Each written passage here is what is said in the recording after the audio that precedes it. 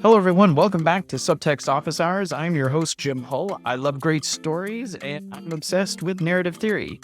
I was an animator for Disney and Dreamworks for 20 years, left that to start narrative first, and then eventually developed this application called Subtxt. Today, I'm going to show how genre has a huge effect on the personality of your story. So let's dive in. All right, here we are in Subtxt. Story Central, and I'm going to go to the premise builder because that's the best place to show you what it is that I'm talking about. All right, so here you'll see 4 through lines. You'll see the main character through line, the objective story through line, the relationship story through line, and the obstacle character through line.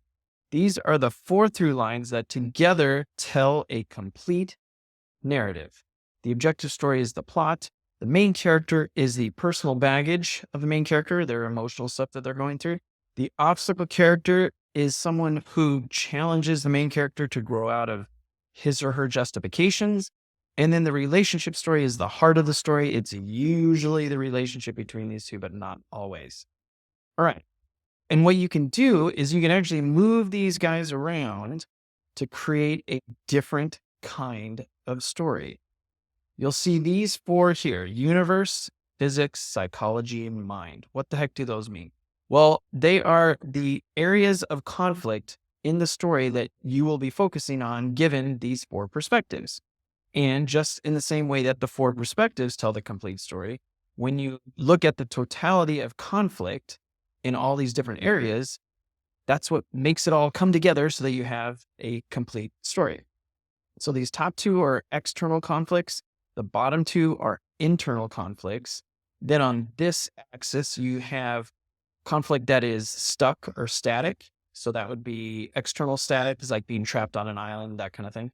And then down here, these are like prejudices or preconceptions that you have of people, like prejudgments, all that kind of stuff, would be a fixed internal mindset. And then the other side, to balance that out, would be things that are in flow, things that are more in process. So for physics, external physics, jumping, kicking, fighting, climbing mountains, all that stuff. And then psychology, it's usually like manipulations and dysfunctional sort of coercion and all that stuff.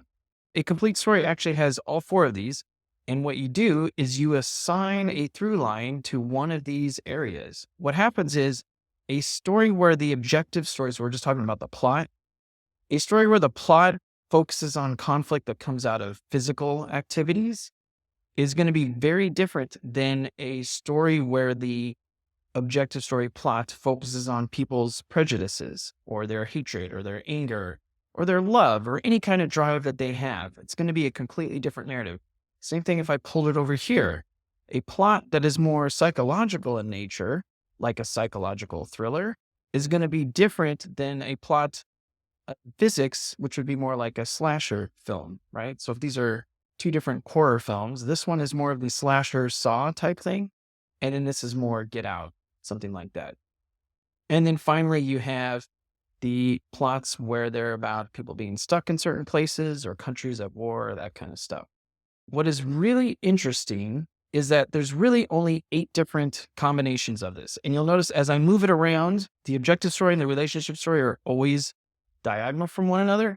And then the main character and the obstacle character are always diagonal from one another. That's how you keep everything balanced. This is why you and I are both alike, why the main character and the obstacle character say that, because in one respect, they are alike. They're both stuck, but I'm nothing like you. One is external, one is internal. That's why that's happening. Right now, you'll see at the top, it says no genre set. So you could just go in here and do whatever the heck you want to tell the kind of story that you want to tell. Or you can go through and pick one that is one that you are familiar with or the one that you think that your story is going to be about. So if I picked action adventure, you'll see that it moved everything to the typical action adventure personality set. So that is where the objective story is in physics. So the plot will be about all the action and all the adventure. The main character typically has some sort of problematic baggage regarding who they are. They're the son of the king, or they're the one who's supposed to save the world, that kind of thing. And then to balance it out, the obstacle character will be somebody that's really believes in them. And then their relationship is about their mentorship. Just change the way that you think, all that stuff. So that's an action adventure. And you'll notice these two anchors that I put here because this is the trend. Sometimes you might have an action adventure where the main character is down here and they have a fixed mindset is kind of like where their problem is, their personal baggage. Either they're really jealous or they've got ambitious issues or something like that. You'll see it's been modified and then the anchors have been removed. That's just to show that it's kind of off. You're pulling it away from the trend, which is totally okay. You can do that. It's not that big a deal. It's not going to really drastically change things as opposed to if you put this all the way down in psychology. In action adventure, where the plot is about dysfunctional psychology, that's going to feel really weird. You can totally do it, but you can see how if you went to go see a Marvel comic book superhero movie or television show, and then the focus was on the psychological aspects, that's a little odd. It's a little different. You could do it if it was The Incredibles, right? So the reason why The Incredibles is so different is because it's about a dysfunctional family and them coming together. That's what gives it that complete difference. But for the most part, up here, and I think I have superhero. Don't I have superhero action? See, nothing happened. Nothing changed. It's the same thing. In fact, this arrangement here is your default American cinema, Western culture. This is the arrangement that goes in here. If instead I wanted to do like a courtroom drama, all right, so this is something like A Few Good Men or 12 Angry Men, To Kill a Mockingbird, anything where what is at stake here are people's prejudices, their fixed mindsets, their judgments on people. That is where you would have this. And you'll see almost all the time a courtroom drama, like 100% of the time, has its plot centered in this area where it's are you guilty or not is the whole point of the objective story, is getting a guilty verdict or not guilty verdict, or you can't handle the truth, that kind of stuff. And then over here, there really isn't a trend. So like A Few Good Men, the Tom Cruise character, he's a bargain basement lawyer who's always trying to manipulate, get his way out of the system. So he's down here. And then I believe for 12 Angry Men, it's flipped so that the Henry Fonda, he's much more up here in physics, trying to get people to see things a different way. So in a coming of age drama, usually the objective story plot is down here in psychology. Doesn't have to be. You'll notice it's not anchored in there. This is, for the most part, this is where it ends up. And the main character definitely is almost always up here when it comes to a coming of age type drama. And that's because their personal baggage, their personal issues has to do with their place in the world. And the reason why this works so well, the coming of age, which is usually them growing into themselves, is when you have space in between here, in between the main character domain and the objective story domain. The through line of the most personal, intimate conflict is up here and it's something external. And then down here, the conflict that everybody's dealing with is more internal in nature. That leaves a lot of room, a lot of space in between the two of them, a lot of breathing room so that the main character can grow into it. So that's why it's a coming of age type drama. When you have the two of them across from each other like this, then it becomes a little more murkier where the conflict is. And so things become a little heavier and a little more serious and a little more, I'm not really sure what's going on here. You don't usually find coming of age dramas like this. And so that's why I'm talking about. This sets the personality of your story. So your story, you're essentially creating this mind for the audience to inhabit. You're like creating a person. And this person is somebody who has this set of dynamics going on and the kind of person that you would want to hang out with, depending on what it is that they focus on. If somebody's always focused on judgments and whether or not somebody's guilty or not, you might not want to hang out with them in the same way that you might not want to watch a courtroom drama. Whereas if there's somebody who's fun and fancy free and out running around doing things and a little more dynamic, like an action adventure, well, maybe that's more up your line. If you're somebody who likes all the dysfunctional relationships between things and between people, then maybe this is the kind of story that you want to hang out with. And you'll notice this doesn't change up here. This is essentially, none of these really mean anything, to be honest. They're just people's attempts over the years to find some way of describing this relationship. So you'll find a lot of them are the same. A lot of them are not the same. So action thriller is the same thing as action adventure. Is probably the same thing as crime action. Don't I have crime action? Yeah. It's all the same thing here because there's so many of them. Sometimes I get requests of like, oh, can you add this genre or add this genre? And I really can't add in hundreds and hundreds and hundreds. Plus, they would have to be very specific. These are all genres that are based on the examples that are in Subtxt already. Almost 600 story forms that I have in there. That's where these are coming from. And then I'm using that to generate the trends that are in there, plus my own understanding of narrative structure and theory and how that all works out. If you're not seeing your particular genre here, just get as close as you possibly can. So maybe just straight up drama, which again is just this basically, and then just use this personality to go ahead and write your story. Now, the question may be, I don't know what any of these mean. I'm completely new to this. This is all gibberish to me, and I'm completely overwhelmed by all these terms and what all this means. The most amazing thing that's happened in the last year is this AI thing here. So if I open up Muse, and I say amazing because I've been teaching this for decades. I still teach a cohort-based course, AI Storytelling Foundations, which I'll leave a link for it down below. Totally based on the same class that I taught at CalArts for 7 years. This thing right here solves all the problems of what it takes to learn this theory and actually use it in your story. So for instance, let's say I was trying to do a drama, right? There's like a basic drama with people in it and there's people in it and they're dealing with their situation or whatever. But I don't know how this is going to play out here. What you could do is you can just play around with it here. And this has all been tuned to all this narrative structure and all this narrative theory. It's tuned based on everything that I've done over the last 25, 30 years. So if you had a story like, I have a story about a bunch of chefs who are all competing to become the top chef in a high stakes New York restaurant. All right.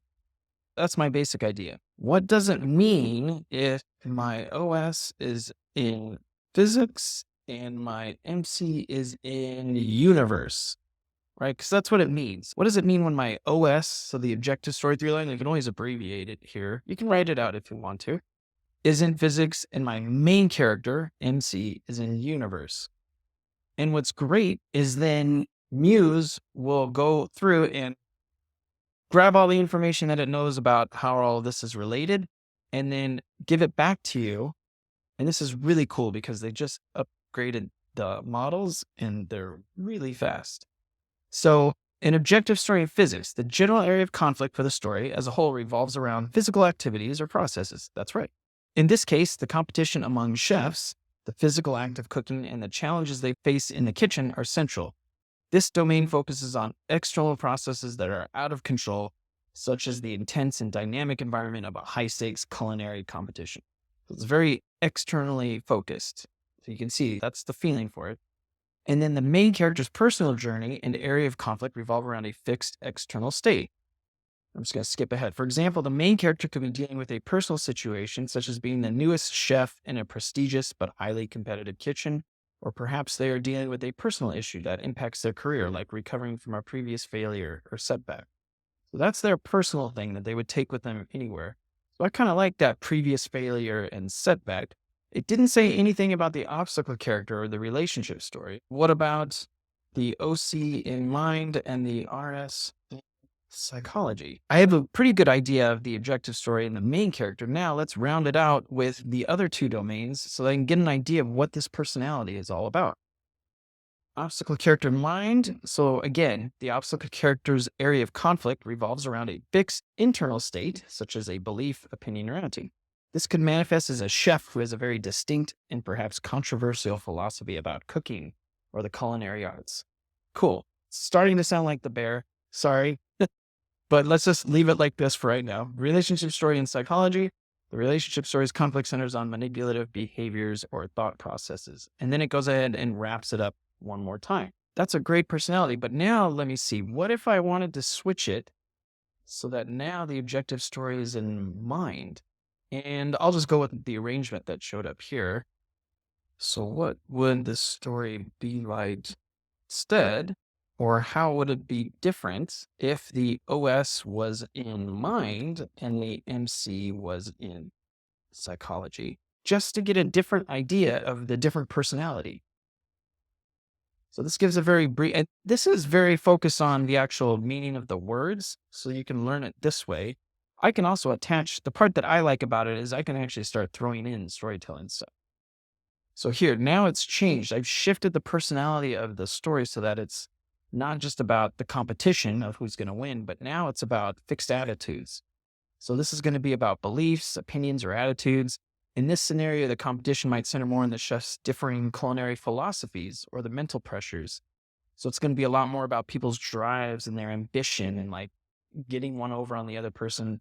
And then this will be kind of like that Tom Cruise character in A Few Good Men. The main character's personal journey and area of conflict will revolve around his internal processes. This could manifest as crisis of confidence, I like imposter syndrome, or the psychological tactics they use to overcome their internal barriers or to manipulate. Here's how the narrative would focus. The objective story in mind would make the story less about the physical act of cooking and more about the internal mental states of the competitors. Just to let you know, usually when you have an objective story in mind, it's much easier to do in a play. So if you're doing a play or a musical, usually the objective story falls into here because people can sing about what it is that's bothering them, or they can have soliloquies where they tell you exactly what's on their mind. Typically speaking, whereas a television show, usually it might be up in physics or psychology. The main character in psychology would shift the personal conflict to a more introspective and manipulative. So it's less about their status and who they are and what they did in the past, and now is much more about their own inner thing. I liked the imposter syndrome. What you can do then is like, okay, great. I love the imposter syndrome for the MC. And I really like the OS in mind. Make it all about their ambitions, their drives, their judgments of one another. Can you help me round out this story and just make up characters and situations that fit this personality so that I can start writing this story? And really, there's so much more you can do with subtext, but really, you can just take just these 4 through lines, and then just go to town. And just as a way of trying to organize your thoughts, figure out what kind of story it is, and then just go ahead and start writing. So here we go. Objective story, domain mind, ambition, and judgment. A prestigious culinary competition in New York where chefs from diverse backgrounds compete in a televised event, each bringing their unique culinary philosophies and personal ambitions. So this is super cool. The chefs face not only the challenge of outcooking each other, but also the mental game of overcoming their own insecurities and judgments from their peers. All right, cool. And here's Chef Liam. He has imposter syndrome. Liam is a self-taught chef who has gained fame through a popular cooking blog. Okay, and a best-selling cookbook. Despite his success, he constantly feels like he doesn't truly belong among the classically trained chefs. That is wonderful. And then it invented Sophia, who I don't think is up here. No, okay. Sophia is a physically imposing figure, known for her intense hands-on approach in the kitchen. That's super cool. She challenges Liam by embodying the physical certainty and presence he feels he lacks. Already, I love this story. And then their relationship is about universe. So what does that mean? So in a relationship, it's usually about their status. So like one would be the head and one would be beneath him. I think of like Doubt, where it's between the priests and the nuns, or actually in A Few Good Men, where it's the Demi Moore character. She's actually above him, even though she's a woman and he's a man. She ranks higher than him. So Liam and Sophia, despite their differences, share a mutual respect that grows as they face the pressures of the competition. Their relationship explores themes of acceptance and understanding as they see past their initial judgments and support each other's growth. So this needs a little bit more training. That should have been more about their... Oh, wow. Episode 1, the chefs are introduced. A team challenges and did this. All right, that's super cool, and I just know this because I've done this a million times. So I would say that's super cool. But the RS through line really should have been about the conflict in their relationship over their status. So I'm just going to rip off. I could do the man-woman thing, but I think I'll just do Sophia is, what is it, sous chef, whatever that's called, is the sous chef. How the heck do you spell it? Sous chef. And Liam is the complete newbie, but is the nephew of the restaurant's owner, who's really, if I could spell owner, who's really in charge. So really, Muse should have picked up on that. This just requires a little bit of training because all these models are trained in the real world, and they either have a twisted, incomplete version of how this theory actually works, or they just kind of slack off here at the end. But let's see. In your story, where Sophia's the sous chef and Liam is the newcomer, but also the nephew, the relationship through them focuses, yeah, of course it fits well. Given that the RS3 line is about their conflict over status, this suggests that the thematic focus or value measured rate could be centered around the status. Yeah, okay. The RS issue of status. Okay, yes, I know all this stuff. So they grow closer together and end up on a more equal ground. Believe it or not, this is like one of the most difficult things to train into these models because for the most part, people don't understand narrative-wise that the relationship isn't about the main character and isn't about the obstacle character, but about the relationship between them. That's an actual thing and that it has a trajectory, that it's growing. It's either expanding or contracting. And that is unusually more difficult to train than maybe like the plot is. And then it's starting to suggest more stuff. Ultimately, the story can achieve a sense of closure where the initial conflicts are resolved. Wonderful. Okay, so all that is great. Can you wrap all the 4 through lines together and write a 3-paragraph summary, all of them blended together, and then bang, there you go. And then so what that should do is it should take that last idea, put it all together, and then this would be a play. It would be a play on Broadway. In the bustling world of a high-end restaurant, the story weaves together the lives of Sophia, a talented sous chef, and Liam, the new executive chef. Oh. Setting the stage for a rich tapestry of conflict and growth across the 4 lines. Oh, because he got the job because he's nepotism. The objective story through line captures the competitive, often cutthroat environment of the culinary world. Within the main through line, Sophia's journey is deeply personal and introspective, whose presence challenges her, but oh, that's funny. So that's close, but you'll see, to be honest, that's super close. But Sophia's journey is deeply personal. I got confused over so I will just say, hey, buddy, the MC is Liam and the OC is Sophia. Sometimes you have to correct. I will look into see why that's happening. Thank you for clarifying. Of course, that's my job. Within the main character through line, Liam's journey is marked by his transition from a newcomer to a leader in the kitchen. As the nephew, he faces skepticism, his internal conflict. Personal growth is deeply entwined with his interaction with Sophia, whose challenges and push him to confront his insecurities and grow into his role as executive chef. Wonderful. So that's how you can use the combination of Muse here to talk your way through the story. And it works really well to just start out. If you don't understand how these work, just start out the way that I did. Go through and ask, what's the difference? What does that mean for my story? And actually start to learn the difference between all of them. Subtext is less about just like doing everything for you. And wow, I hit a button and then the AI did this incredible story, which won't be incredible.